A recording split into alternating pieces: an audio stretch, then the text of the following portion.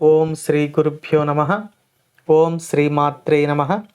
శ్రీ లలితా సహస్రనామ స్తోత్రంలోని 868వ నామం గురించి ఈరోజు మనం తెలుసుకోబోతున్నాం. ఈ నామం ముగ్ధ అని అమ్మవారిని కీర్తిస్తుంది. ఈ నామానికి మంత్రస్వరూపం శ్రీ ముగ్ధాయై నమః. ఈ నామంలో అమ్మవారు ముగ్ధ అని వసిన్యాది వాగ్దేవతలచే కీర్తించబడుతున్నారు.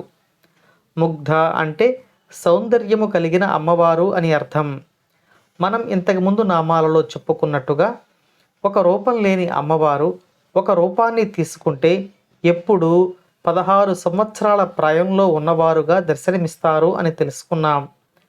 16 సంవత్సరాల ప్రాయంలోని సంపూర్ణ శక్తివంతురాలిగా ఈ నామంలో అమ్మవారు మనకు దర్శనమిస్తూ ఉన్నారు.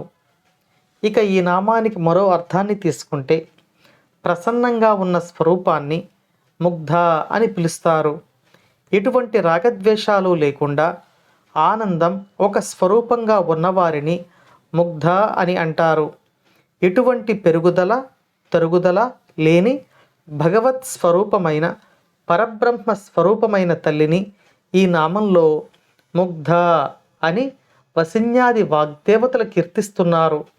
అమ్మదయ మనపై ఎల్లవేళలా ఉండాలని కోరుకుంటూ ఓం శ్రీమాత్రే నమః.